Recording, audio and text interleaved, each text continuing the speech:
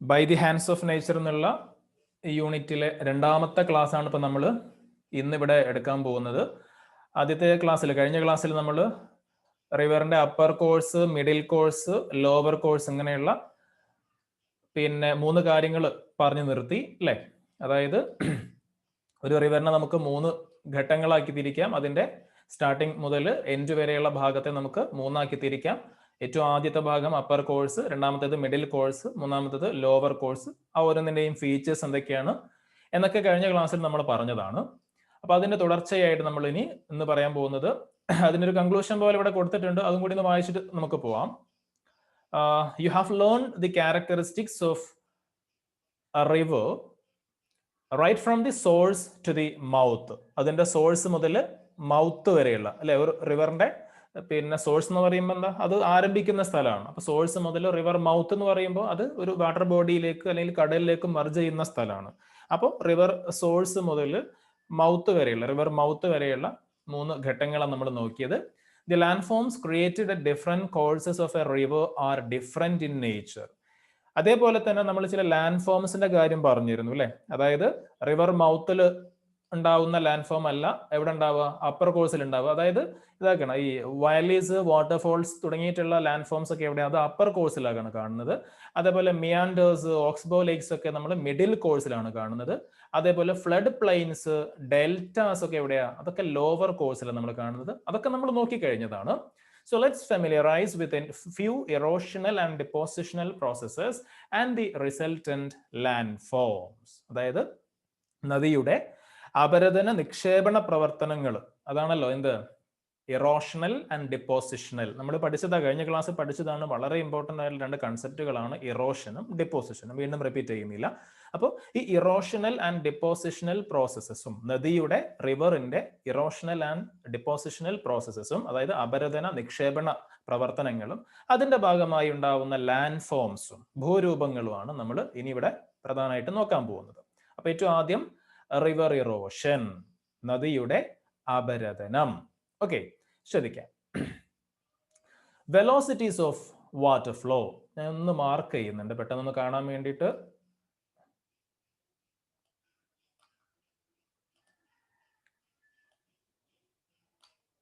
Okay, velocities of water flow എന്ന് പറഞ്ഞിരിക്കുകയാണെങ്കിൽ എന്താ, വെള്ളത്തിന്റെ ഒഴുക്കിന്റെ വേഗത, speed, velocity. Slope of the terrain, അതായത് ആ വെള്ളം ഒഴുകുന്ന പ്രദേശത്തിന്റെ ചരിവ്, സ്ലോപ്പ് എങ്ങനെയാന്നുള്ളത്. ആൻഡ് റോക്ക് സ്ട്രക്ചർ, അതായത് അവിടുത്തെ കല്ലിന്റെ ഘടന, ശിലാഘടന. Are the factors affecting the intensity of river erosion. നദിയുടെ ഈ ഒരു ഇറോഷൻ, അപരദന തീവ്രത ഉണ്ടല്ലോ, അപരദനം, അതിനെ സ്വാധീനിക്കുന്ന ഘടകങ്ങളാണ് ഈ പറഞ്ഞ കാര്യങ്ങളൊക്കെ. എന്തൊക്കെയാണ്? വെലോസിറ്റീസ് ഓഫ് വാട്ടർ ഫ്ലോ, വെള്ളത്തിന്റെ ഒഴുക്കിന്റെ വേഗത, speed. Slope of the terrain, ആ പ്രദേശത്തിന്റെ ചരിവ്, വെള്ളം ഒഴുകുന്ന പ്രദേശത്തിന്റെ ചരിവ്, എങ്ങനെ കുത്തനുള്ള ചരിവാണോ ചെറിയ ചരിവാണോ എന്നൊക്കെയുള്ളത്. ആൻഡ് റോക്ക് സ്ട്രക്ചർ, ആ വെള്ളം ഒഴുകുന്ന പ്രദേശത്തെ കല്ലിന്റെ ഘടന, ഉറപ്പുള്ള കല്ലാണോ അല്ലെങ്കിൽ പെട്ടെന്ന് പൊടിയുന്ന കല്ലാണോ, അങ്ങനെയൊക്കെയുള്ള rock structure R the factors affecting the intensity of river erosion. പിന്നെ നദിയുടെ അപരദനത്തെ, റിവർ ഇറോഷനെ ബാധിക്കുന്ന പ്രധാനപ്പെട്ട ഫാക്ടേഴ്സ് ആണ് ഈ പറഞ്ഞ കാര്യങ്ങളൊക്കെ. ശ്രദ്ധിക്കുക. The rock particles like gravel, sand, pebbles, etc. carried by the river rub against the rocks along the bed and both the sides of the river. ശ്രദ്ധിക്കണേ. അതായത് നദി പിന്നെ ഒഴുക്കിക്കൊണ്ടുവരുന്ന വെള്ളം, നദിയിലെ വെള്ളം പിന്നെ ഇങ്ങനെ ഒഴുകി വരുന്ന സമയത്ത് ആ വെള്ളം മാത്രമല്ലല്ലോ അതിന്റെ കൂടെ ഉണ്ടാവുക, പിന്നെ എന്തൊക്കെ ഉണ്ടാവും, കുറെ പിന്നെ ഇത് ഇവിടെ പറയുന്ന ഗ്രേവല്, സാൻഡ്, പെബിൾസ് എന്ന് പറഞ്ഞൊക്കെയാണെങ്കിൽ എന്താ, ചരലും മണലും. പെബിൾസ് എന്താ, ഈ ഉരുളം കല്ലുകൾ, അതായത് ഇവിടെ കാണാം നിങ്ങൾക്ക് ചിത്രത്തിൽ. അപ്പൊ അങ്ങനെയുള്ള ഗ്രേവലും സാൻഡും പെബിൾസും ചരലും മണലും ഉരുളം കല്ലുകളൊക്കെ എന്തുണ്ടാവും, ഈ വെള്ളത്തിന്റെ കൂടെ ഒഴുകി വരും അല്ലെ. ഇങ്ങനെ ഒഴുകി വരുന്ന ഈ കല്ലുകളൊക്കെ rub against the rocks along the bed and both the sides of the river. ഈ ഒഴുകി വരുന്ന കല്ലും പിന്നെ ഇങ്ങനെയുള്ള ചെറിയ ചരൽ കല്ലുകളും ഉരുളം കല്ലുകളും ഇതൊക്കെ എന്ത് ചെയ്യുന്നുണ്ട്, ഇത് ഈ നദിയുടെ, അത് ഒഴുകി വരുന്ന ഭാഗത്ത് മുഴുവൻ നദിയുടെ അടിത്തട്ടിലും അതേപോലെ തന്നെ നദിയുടെ 2 വശങ്ങളിലുള്ള ചുമരുകളിലൊക്കെ അത് ഇടിച്ച് ഇങ്ങനെ പോകുന്നുണ്ട്, നമുക്കറിയുന്ന കാര്യമാണ്. അപ്പൊ സ്വാഭാവികമായിട്ടും such erosion is known as sorry ഒരു പോയിന്റ് വിട്ടുപോയി. This results in the wearing down of rocks. അതെന്തിനു കാരണമാവുന്നുണ്ട്? അത് നദിയുടെ അടിത്തട്ടിലും നദിയുടെ രണ്ട് വശങ്ങളിലൊക്കെ കല്ലുകൾ പൊടിയാനും കല്ലുകൾ പിന്നെ തേയ്മാനം സംഭവിക്കാനും ഒക്കെ കാരണമാവുന്നുണ്ട്. കാരണം ഒരു കല്ലിന്റെ മുകളിൽ ഇങ്ങനെ ഒഴുകി വരുന്ന കല്ല് ഇങ്ങനെ വന്ന് അടിച്ചടിച്ച് പോകുന്ന സമയത്ത് അല്ലെങ്കിൽ ഉരസി പോകുന്ന സമയത്ത് സ്വാഭാവികമായിട്ടും ആ കല്ലിന് എന്ത് സംഭവിക്കും? തേയ്മാനം സംഭവിക്കും. അങ്ങനെ ഉണ്ടാവുന്ന തേയ്മാനം, അങ്ങനെ സംഭവിക്കുന്ന ഇറോഷനെ വിളിക്കുന്ന പേരാണ് such erosions is known as abrasion or corrosion. മലയാളത്തിൽ പറയുകയാണെങ്കിൽ ഈ അപരദം എന്ന് പറയുന്ന പേരെന്നാണ് അപഘർഷണം എന്നാണ്. ഒന്നുകൂടി നമുക്ക് ശ്രദ്ധിക്കാം ആ പറഞ്ഞ കാര്യം എന്താന്നുള്ള കാര്യം. ഇത്രയും കാര്യങ്ങൾ. The rock particles like gravel, sand, pebbles, etc. carried by the river rub against the rocks along the bed and both the sides of the river. അതായത് നദി ഇങ്ങനെ ഒഴുക്കി കൊണ്ടുവരുന്ന ചരലും മണലും ഉരുളൻ കല്ലുകളൊക്കെ പിന്നെ ഈ നദിയുടെ അടിത്തട്ടിലുള്ള പിന്നെ കല്ലുണ്ടാവും, നദിയുടെ അടിത്തട്ടിലുള്ള ഭാഗത്തും അതേപോലെ നദിയുടെ രണ്ട് വശങ്ങളിലൊക്കെ ഉരസി അവിടെ അപരദനം സംഭവിക്കുന്നുണ്ട്, തേയ്മാനം സംഭവിക്കുന്നുണ്ട്. ഇങ്ങനെ സംഭവിക്കുന്ന തേയ്മാനത്തെ, ഇങ്ങനെ സംഭവിക്കുന്ന ഇറോഷനെ, അപരദനത്തെ നമ്മൾ വിളിക്കുന്ന പേരാണെന്ത്? അബ്രേഷൻ ഓർ കൊറേഷൻ എന്ന് വെച്ചാൽ അപഘർഷണം എന്ന് മലയാളത്തിൽ പറയാം. ഓക്കെ, നിങ്ങൾ ഇംഗ്ലീഷിനെ പഠിച്ചു വെക്കുക, abrasion or corrosion. Through these processes the river can polish even the hard rocks along its course. അപ്പൊ ഈ ഒരു പ്രവർത്തനത്തിലൂടെ പിന്നെ എത്ര വലിയ കാഠിന്യമുള്ള കല്ലാണെങ്കിലും ആ കല്ലിനൊക്കെ മിനുസമുള്ള പോളിഷ് ചെയ്ത കല്ലുകളാക്കി മാറ്റാൻ സാധിക്കും. കാരണം കണ്ടിന്യൂസ് ആയിട്ട് വർഷങ്ങളോളം നിലയ്ക്കാതെ നദി വെള്ളം ഇങ്ങനെ ഒഴുകിക്കൊണ്ടിരിക്കുകയാണ്. ആ ഒഴുകുന്ന വെള്ളത്തിൽ ഉണ്ടാവുന്ന കല്ലുകൾ, ചെറിയ കല്ലുകളും തരികളും മണലുകളും ചരലുകളൊക്കെ പോകുന്ന പോക്കിൽ എന്ത് ചെയ്യുന്നുണ്ട്? ഈ നദിയുടെ അടിത്തട്ടിലും വശങ്ങളിലൊക്കെയുള്ള കല്ലുകളൊക്കെ ഉരസി അതിനെ മിനുസമുള്ളതാക്കി മാറ്റുന്നുണ്ട്. ഓക്കെ, അപ്പോൾ ഇവിടെ കാണുന്ന ഈ ചരൽ കല്ലുകളൊക്കെ ഈ പറയുന്ന ഒരു രീതിയിൽ ഉണ്ടായതാണ്. അപ്പൊ താഴെ ഒരു ചെറിയൊരു ഒരു ചിത്രം കൊടുത്തിട്ടുണ്ട്, കാണുമ്പോൾ നിങ്ങൾക്ക് ഒന്നുകൂടി മനസ്സിലാവും. Figure 4.5 indicates how the erosion alters the bed and valleys of the river. അതായത് നമ്മൾ പറഞ്ഞല്ലോ, റിവർ ബെഡ് എന്ന് പറഞ്ഞിട്ടാണെങ്കിൽ റിവറിന്റെ അടിത്തട്ടാണ്, താഴ്ഭാഗം. ഓക്കെ, അതേപോലെ ഇവിടെ റിവർ വാലി കൊണ്ട് ഉദ്ദേശിക്കുന്നത് രണ്ട് വശങ്ങളിൽ ഉണ്ടാവുന്ന മാറ്റമാണ്. അപ്പം വെള്ളം ഇങ്ങനെ കല്ലുകളെയും ചരലുകളെയും ഇങ്ങനെയുള്ള പെബിൾസിനൊക്കെ ഒഴുകിക്കൊണ്ടുവന്ന സമയത്ത് അത് നദിയുടെ റിവർ ബെഡ് എന്ന് പറയുമ്പോൾ താഴ്ഭാഗം, നദി വെള്ളം ഒഴുകുന്നതിന്റെ അടിഭാഗം, ആ അടിഭാഗത്തിൽ ഉരസി ആ അടിഭാഗം കുറെ കൂടെ താഴോട്ട് ആഴമുള്ളതായിട്ട് മാറും. ഓക്കെ, അതേപോലെ തന്നെ വശങ്ങളിലേക്കാണ് ഉരസുന്നത് എങ്കിലോ ആ നദിയുടെ വീതി രണ്ട് വശങ്ങളിലും കുറേശ്ശെയായിട്ട് അല്പാൽപ്പായിട്ട് കൂടി വരും. അപ്പൊ ആ രണ്ട് ഇറോഷൻ ഇവിടെ കാണിക്കുകയാണ്. ഇറോഷൻ അലോങ് ദി ബെഡ്, നദിയുടെ അടിത്തട്ടിലുള്ള ഇറോഷൻ, നദിയുടെ അടിഭാഗത്തുള്ള പിന്നെ അപരദനാണ് ഇവിടെ കാണിക്കുന്നത്. അതേപോലെ ഈ ചിത്രം എന്താണ്? Erosion along the valleys. ഈ ചിത്രം ഉൾപ്പെടെ നിങ്ങൾ മനസ്സിലാക്കി വെക്കുക. ഓക്കെ, അപ്പൊ രണ്ട് ഇറോഷൻ നടക്കുന്നുണ്ട്. ഒന്ന് ഇറോഷൻ അലോങ് ദി ബെഡ്, നദിയുടെ അടിത്തട്ടിലും ഉണ്ടാവുന്നുണ്ട് ഇറോഷൻ, അപരദനം. അതേപോലെ വശങ്ങളിലും ഉണ്ടാവുന്നുണ്ട്. ഓക്കെ, അതാണ് നമ്മൾ valleys, erosion along the valleys കൊണ്ട് ഉദ്ദേശിക്കുന്നത്. Along both sides of the river ആണ്, റിവറിന്റെ രണ്ട് വശങ്ങളിൽ ഉണ്ടാവുന്ന ഈ ഒരു ആരോ മാർക്ക് ശ്രദ്ധിക്കുക, ഇത് രണ്ട് വശങ്ങളിലേക്കാണ് അല്ലെ, ഇവിടെ നദിയുടെ അടിത്തട്ടിലേക്കാണ്. അപ്പൊ ഇങ്ങനെ രണ്ട് രൂപത്തിലുള്ള ഇറോഷൻ സംഭവിക്കുന്നുണ്ട് എന്ന് മനസ്സിലാക്കുക. അപ്പൊ ചിത്രം കാണുമ്പോൾ തന്നെ, ഈ ഒരു ആരോ മാർക്ക് കാണുമ്പോൾ തന്നെ മനസ്സിലാക്കണം ഏതാണ് ബെഡ്, റിവർ ബെഡിലേക്കുള്ളത്, ഏതാണ് റിവർ വാലീസിലേക്കുള്ളത് എന്ന് കൃത്യമായിട്ട് മനസ്സിലാക്കണം. ഓക്കെ, ഇനി ഒരു പക്ഷേ ചിത്രം നിങ്ങളോട് വരയ്ക്കാൻ, ഒരു പക്ഷെ ക്വസ്റ്റ്യനിൽ ചിത്രം വന്നിട്ട് ആരോ മാർക്ക് ചെയ്യാൻ വേണ്ടി പറയുകയാണെങ്കിൽ, ആരോ മാർക്ക് ചെയ്യാൻ വേണ്ടി പറയുകയാണെങ്കിലും നിങ്ങൾ ഓർക്കുക, റിവർ ബെഡിലേക്കുള്ളതാണെങ്കിൽ താഴോട്ട് ആരോ മാർക്ക്, വശങ്ങളിലേക്കുള്ളതാണെങ്കിൽ വശങ്ങളിലേക്ക് ആരോ മാർക്ക്. ഒരുപാട് കൺഫ്യൂഷൻ ഉള്ള കാര്യമൊന്നും അല്ല. Okay, then river bed erosion is more prevalent in the upper course of the river. ഈ ആദ്യത്തെ ചിത്രം ഉണ്ടല്ലോ, റിവർ ബെഡിലുള്ള ഇറോഷൻ, അത് ഏറ്റവും കൂടുതൽ കാണുന്നത് എവിടെയാണ്? അപ്പർ കോഴ്സിലാണ്. അതായത് ഏറ്റവും അപ്പർ കോഴ്സിൽ, കാരണം അവിടെയാണല്ലോ ഏറ്റവും ഹൈ വെലോസിറ്റിയിൽ എന്ത് ചെയ്യുന്നത്? വെള്ളം ഒഴുകി വരുന്നത്. അപ്പൊ അതുകൊണ്ട് തന്നെ നേരെ കുത്തനെ ആ നദിയുടെ അടിത്തട്ട് താഴ്ത്ത് വീണ്ടും പിന്നെ ആഴ്ന്ന് പോകാനുള്ള, അപരദനം സംഭവിക്കാനുള്ള സാധ്യത വളരെ കൂടുതലാണ്. അതുകൊണ്ടാണ് ആ ഒരു പോയിന്റ് അവിടെ പറഞ്ഞത്. ഇനി to the landforms created by river, നദി ഉണ്ടാക്കുന്ന അല്ലെങ്കിൽ ഒഴുകുന്ന ജലമുണ്ടാക്കുന്ന ഓരോരോ ലാൻഡ് ഫോംസിലേക്ക് നമ്മൾ കിടക്കുകയാണ്, നദീ ഭൂരൂപങ്ങളിലേക്ക് നമ്മൾ കിടക്കുകയാണ്. See the picture 4.6. It is a deep gully formed as a result of erosion caused by running water. ഈ ഒരു ചിത്രം നോക്കാൻ വേണ്ടി പറയണം. ഈ ഒരു ചിത്രം ഈ ഒരു ചിത്രം നമുക്ക് എല്ലാവർക്കും പരിചയമുണ്ട്. നമ്മുടെ നാട്ടിൻപുറത്തൊക്കെ നമ്മൾ മഴക്കാലങ്ങളിൽ ചിലപ്പോൾ കാണാറുണ്ടാവും ഇങ്ങനെയുള്ള വെള്ളം ഒഴുകി പോയതിന്റെ പിന്നെ അടയാളങ്ങൾ അല്ലെങ്കിൽ എന്താ പറയാ നീർച്ചാലുകൾ നമ്മൾ കാണാറുണ്ട് അല്ലെ. അപ്പോൾ it is a deep gully formed as a result of erosion caused by running water. അതായത് ശക്തിയായിട്ട് വെള്ളം ഒഴുകി പോകുമ്പോൾ അപരദനം സംഭവിച്ചുണ്ടായിട്ടുള്ളതാണ് ഇത് ഈ നീർച്ചാല്. നമുക്ക് കണ്ടാൽ അറിയാം അവിടുത്തെ മണ്ണൊക്കെ ഒഴുകിപ്പോയതാണ്. അതാണല്ലോ അപരദനം. നിക്ഷേപണം എന്താ? ആ ഒഴുകിപ്പോയ മണ്ണൊക്കെ വേറെ എവിടെയെങ്കിലും കൊണ്ടുപോയി താഴ്ന്ന സ്ഥലങ്ങളിൽ എവിടെയെങ്കിലും ഡെപ്പോസിറ്റ് ചെയ്യുകയാണെങ്കിൽ അതാണെന്ത്? നിക്ഷേപണം, ഡിപ്പോസിഷൻ അല്ലെ. ഇത് അപരദനാണ്. അവിടുത്തെ മണ്ണും കല്ലൊക്കെ ഒഴുക്കി കൊണ്ടുപോവാണ്. അപ്പൊ റണ്ണിങ് വാട്ടർ, ഒഴുകുന്ന വെള്ളമാണ് അവിടുത്തെ ഇറോഷന് കാരണമായത്. നമുക്കൊക്കെ അറിയാവുന്ന നമ്മുടെ നാട്ടിൻപുറത്തൊക്കെ കണ്ടിട്ടുള്ള മഴക്കാലങ്ങളിൽ പ്രത്യേകിച്ച് കണ്ടിട്ടുള്ള ഒരു പിന്നെ ചിത്രമാണ് ഈ കാണുന്നത് അല്ലെ. Okay, why are such gullies formed along steep slopes? ചെങ്കുത്തായ കുത്തനെയുള്ള പ്രദേശങ്ങളിൽ എന്തുകൊണ്ടാണ് ഇങ്ങനെയുള്ള പിന്നെ നീർച്ചാലുകൾ, ഗളീസ് ഫോം ചെയ്യപ്പെടുന്നത്? അതിനുള്ള ആൻസറും കൂടിയാണ് നമ്മളിവിടെ താഴെ പറയാൻ പോകുന്നത്. അപ്പൊ നമുക്കത് നോക്കാം. ശ്രദ്ധിക്കുക. Deepening of reverse occurs through intense erosion resulting from an increase in the velocity of water flow. അതായത് പിന്നെ ഒഴുക്കിന്റെ വേഗം വർദ്ധിക്കുന്നതിനനുസരിച്ച്, വെള്ളം ഒഴുകുന്നതിന്റെ ഒരു സ്പീഡ് ഉണ്ടല്ലോ, വേഗത, അത് കൂടുന്നതിനനുസരിച്ച് എന്ത് കൂടും? അപരദനത്തിനുള്ള ആ ഒരു സാധ്യത വളരെ കൂടുതലായിരിക്കും. അതായത് നേരത്തെ നമ്മൾ പറഞ്ഞു എവിടെയാണ് ഈ പിന്നെ റിവറിന്റെ അടിത്തട്ടിലുള്ള അപരദനം ഏറ്റവും കൂടുതൽ നടക്കുന്നത് എവിടെയാണ്? അത് അപ്പർ കോഴ്സിലാന്ന് നമ്മൾ പറഞ്ഞു അല്ലെ. കാരണം എന്താ?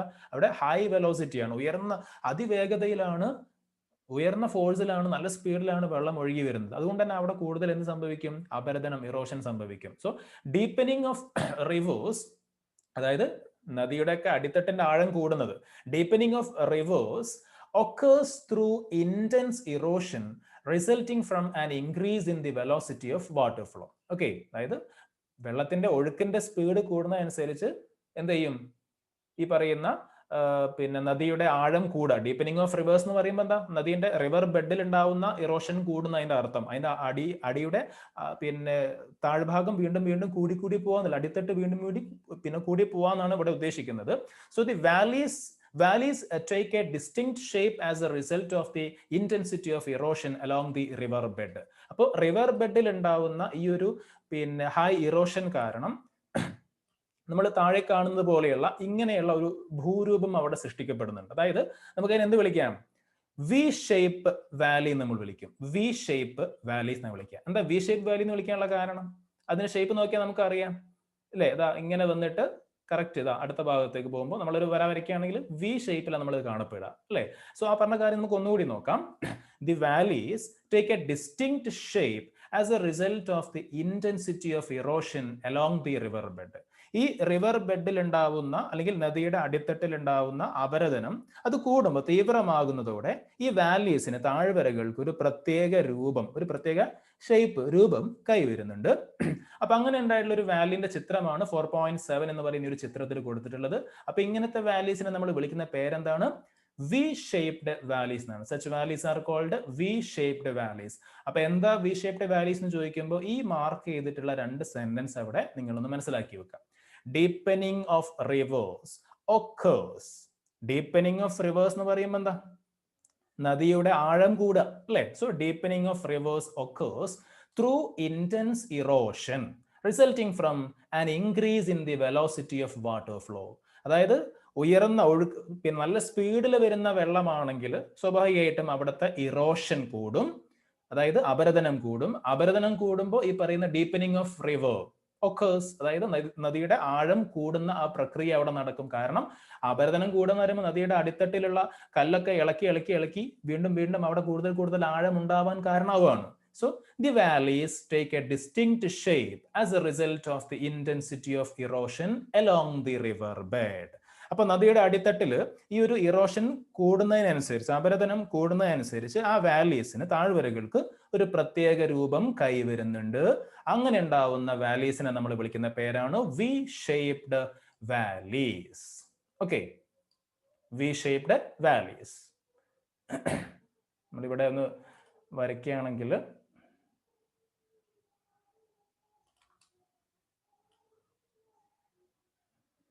ഓക്കെ, ഇതാ ഈ രൂപത്തിൽ എന്താണത്? വി ആണ് അല്ലെ? ഇംഗ്ലീഷിലെ വി ഷേപ്പ് വാലീസ് ആണ്. അതുകൊണ്ടാണ് നമ്മൾ ആ ഒരു വി ഷേപ്പ് ഉള്ളത് കൊണ്ടാണ് നമ്മൾ ആ ലാൻഡ് ഫോമിനെ എന്ത് വിളിക്കുന്നത്?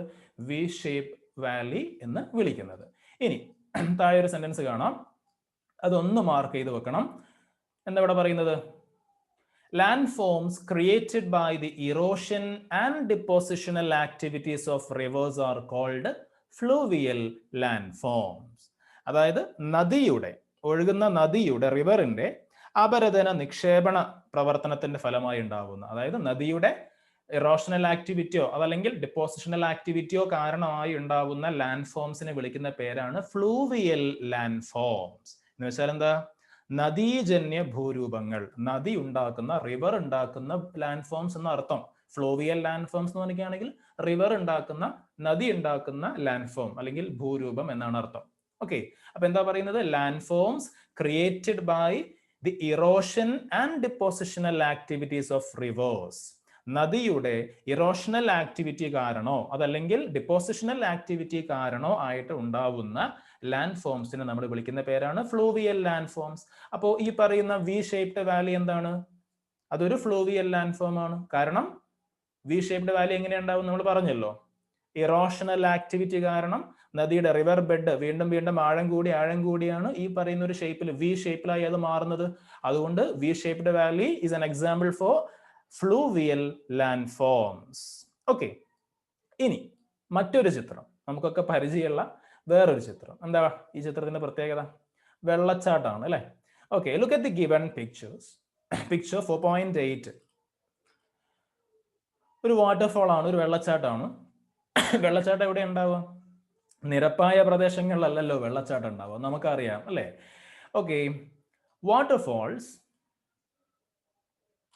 Waterfalls are generally formed at the upper course of rivers as a result of erosion.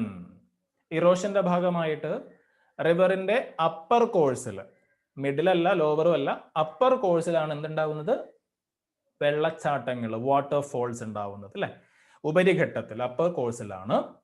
പിന്നെ ഇറോഷൻ ആണ് അവിടെ കാരണം പറയുന്നത് കേട്ടോ, എന്തല്ല ഡെപ്പോസിഷൻ അല്ല. So waterfalls are generally formed at the upper course of rivers as a result of erosion. ഇറോഷന്റെ ഭാഗമായിട്ടുണ്ടാവുന്നതാണ്. Soft rocks are easily eroded in the valleys where soft and hard rocks are found intermingled. അതായത് പിന്നെ വാലീസിൽ കാണുന്ന soft റോക്സും hard റോക്സും ഉള്ള valleys ഉണ്ടാവും.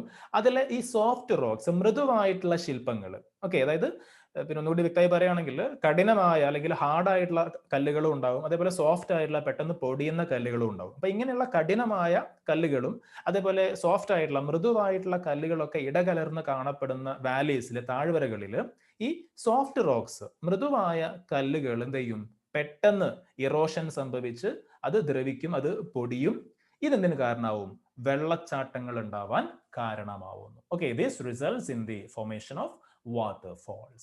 അപ്പോൾ ഒന്നുകൂടി നോക്കാം. Waterfalls are generally formed at the upper course of rivers as a result of erosion. ഇറോഷന്റെ ഭാഗമായിട്ട് അപ്പർ കോഴ്സിലാണ് നമ്മൾ വാട്ടർഫോൾസ് കാണുന്നത്. Soft rocks are easily eroded in the valleys where soft and hard rocks are found intermingled. വാലീസിൽ കാണുന്ന soft റോക്സും hard റോക്സും ഒക്കെ വാലീസിൽ ഉണ്ടാവും, താഴ്വരകളിൽ ഉണ്ടാവും. അതായത് പെട്ടെന്ന് പൊടിയുന്നതും പെട്ടെന്ന് പൊടിയാത്തതുമായിട്ടുള്ള കല്ലുകൾ ഉണ്ടാവും. അതിൽ സോഫ്റ്റ് റോക്സ് പെട്ടെന്ന് ഇറോഷൻ സംഭവിച്ച് പിന്നെ പൊടിയുന്നത് ആണ് എന്തിന് കാരണമാവുന്നെന്ന് പറയുന്നത്, ഇത് വാട്ടർഫോൾസ് ഉണ്ടാവാനുള്ള, വെള്ളച്ചാട്ടങ്ങൾ ഉണ്ടാവാനുള്ള പ്രധാന കാരണമായിട്ട് പറയുന്നത്. ഓക്കെ, ഇനി അടുത്ത ഒരു ഭാഗത്തേക്ക് പോവുകയാണെങ്കിൽ, the rate of erosion along the river bed decreases as the river leaves the upper course. Upper course കഴിഞ്ഞാൽ നമ്മൾ പറഞ്ഞല്ലോ അതിന്റെ പിന്നെ സ്ലോപ്പ് ഒന്ന് കുറയും. പിന്നെന്താ, മിഡിൽ കോഴ്സ് ആകുമ്പോൾ ഒരു ജെന്റിൽ സ്ലോപ്പ്, കുത്തനെയുള്ള സ്റ്റീപ്പ് സ്ലോപ്സ് അല്ല, ഒരു ജെന്റിൽ സ്ലോപ്പ്, താരതമ്യേന അല്ലെ ചെരിവ് കുറഞ്ഞ ഭാഗമാണ് ഇത് ഈ മിഡിൽ കോഴ്സ് എന്ന് പറയുന്നത്. അപ്പോൾ ഇവിടെ പറയുന്നത് അപ്പർ കോഴ്സ് കഴിയുമ്പോൾ the rate of erosion along the river bed decreases as the river leaves the upper course. അതായത് നമ്മൾ മുകളിൽ പറഞ്ഞുള്ള ചിത്രം നമ്മൾ പോവാം. ഇതാ ഈ ഒരു ഒന്നാമത്തെ കുത്തനെയുള്ള ഭാഗം കഴിഞ്ഞ് രണ്ടാമത്തെ മിഡിൽ കോഴ്സിലേക്ക്, ഈ ഒരു ഭാഗത്തിലേക്ക് നമ്മൾ വരുമ്പോൾ, മിഡിൽ കോഴ്സിലേക്ക് വരുമ്പോൾ എന്ത് സംഭവിക്കുന്നു പറയുന്നത്, റിവർ ബെഡിൽ ഉണ്ടാവുന്ന ഇറോഷൻ എന്താവും? ഒന്ന് കുറയും. നദിയുടെ അടിത്തട്ടിൽ ഉണ്ടാവുന്ന ഇറോഷൻ ഒന്ന് കുറയും. അതിനുള്ള കാരണം എന്താ? കാരണം വെലോസിറ്റി ഓഫ് വാട്ടർ, അല്ലെ, വെള്ളത്തിന്റെ ആ ഒരു വേഗത എന്തായി? ഡിക്രീസ് ചെയ്തു. അതുകൊണ്ട് തന്നെ റിവർ ബെഡിൽ ഉണ്ടാവുന്ന ഇറോഷൻ എന്താവും? സ്പീഡ് ഒന്ന് കുറയും, അത് ഒന്ന് സ്ലോ ആവും.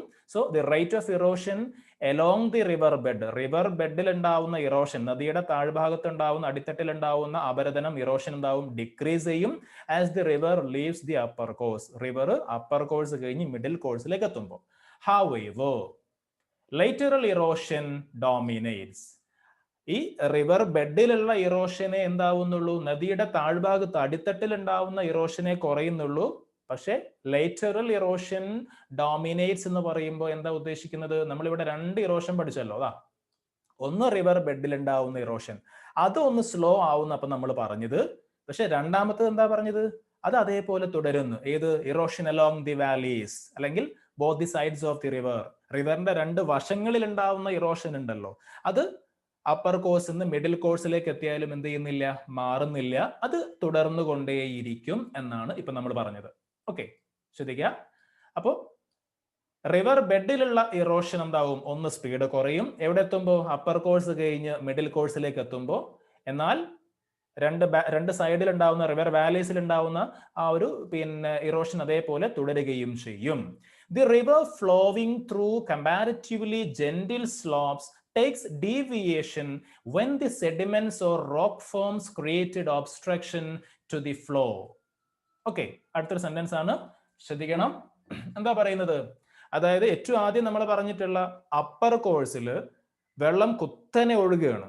അപ്പൊ ആ കുത്തനെ ഒഴുകുന്ന സമയത്ത് വഴിയിൽ എന്ത് തടസ്സം ഉണ്ടെങ്കിലും, കല്ലായിക്കോട്ടെ, മരങ്ങളായിക്കോട്ടെ, വലിയ പാറക്കെട്ടുകളായിക്കോട്ടെ, എന്ത് തന്നെയാണെങ്കിലും അതിനെയൊക്കെ ഇടിച്ച് തെറിപ്പിച്ച് തവിട് പൊടിയാക്കിയിട്ടാണ് വെള്ളം ഒഴുകുക കുത്തനെയുള്ള സ്ഥലത്തുനിന്ന്.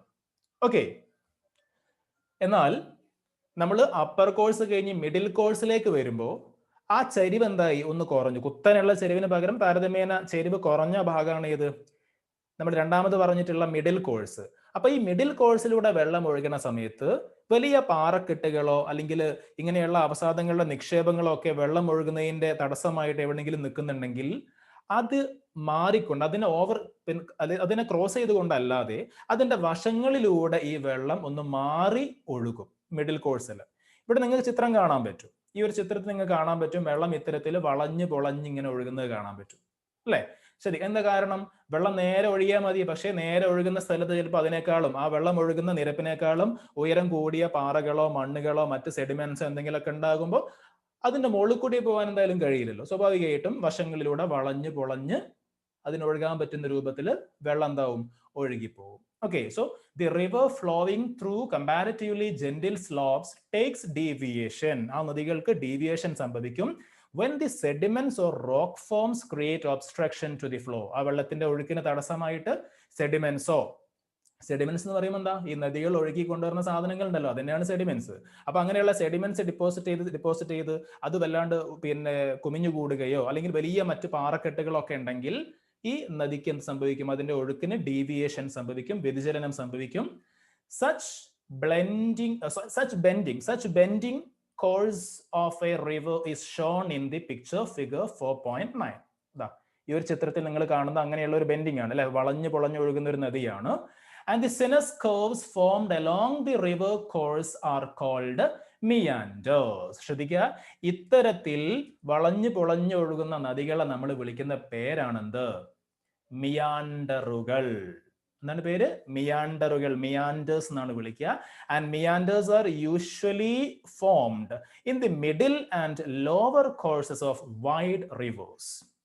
വലിയ നദികളുടെ മിഡിൽ കോഴ്സിലും ലോവർ കോഴ്സിലും, അപ്പർ കോഴ്സിൽ കാണൂല. അപ്പർ കോഴ്സിൽ എന്താ ഉള്ളത്? അവിടെ വാലീസും വാട്ടർഫോൾസും ആണ്, അല്ലെ?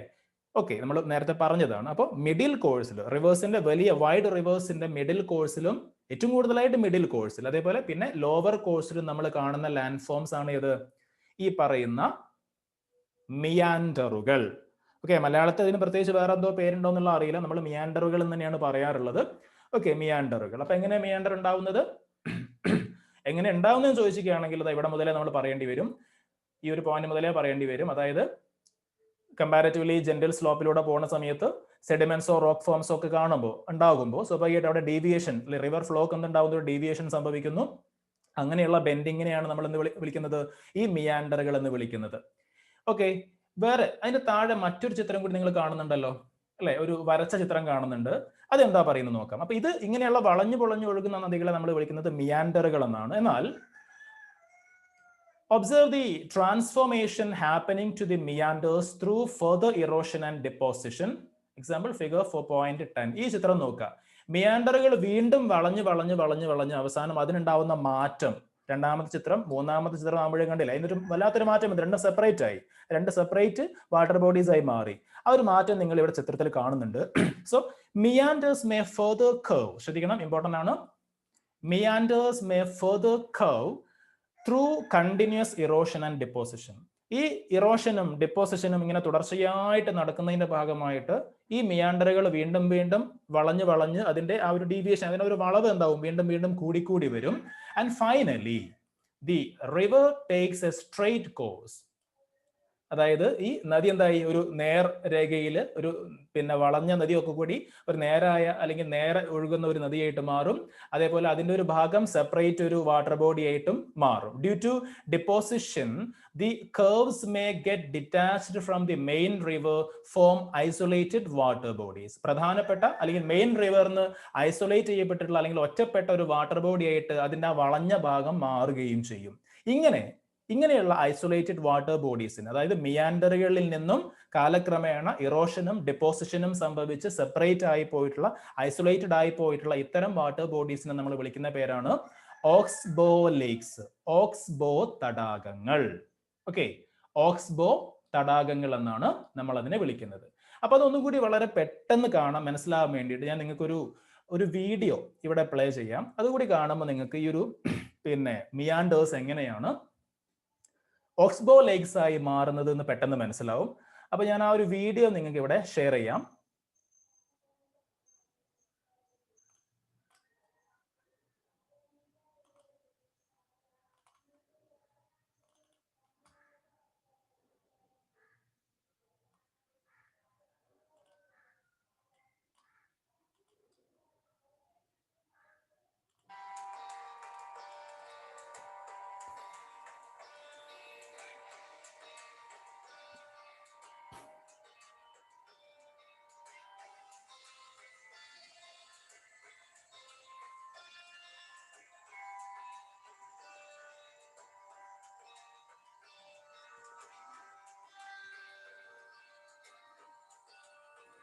ഇവിടെ നീല നിറത്തിൽ കാണുന്നത് ആ റിവറാണ്.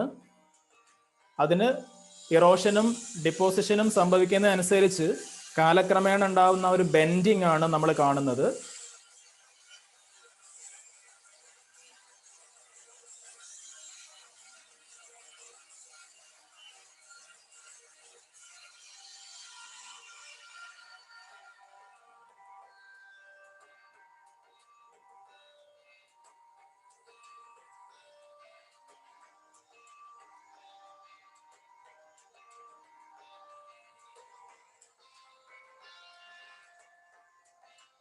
ശ്രദ്ധിക്കുക, അത് വീണ്ടും വീണ്ടും ബെൻഡ് ചെയ്ത് അവസാനം ഇവിടെ കൂട്ടിമുട്ടാണ് ചെയ്യുന്നത് ഈ ഒരു ഭാഗത്ത്.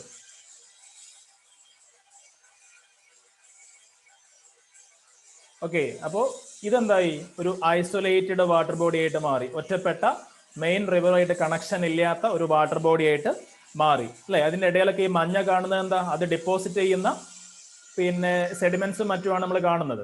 ഓക്കെ, അപ്പൊ അതൊരു സെപ്പറേറ്റ് വാട്ടർ ബോഡിയായി, മറ്റത് വേറൊരു മെയിൻ റിവറായിട്ട് ഇങ്ങനെ ഒഴുകി. അപ്പൊ അതാണ് എന്തോ ഇങ്ങനെ ഉണ്ടാവുന്ന സെപ്പറേറ്റ് വാട്ടർ ബോഡീസിനെ നമ്മൾ എന്ത് വിളിക്കുന്നത്, നമ്മൾ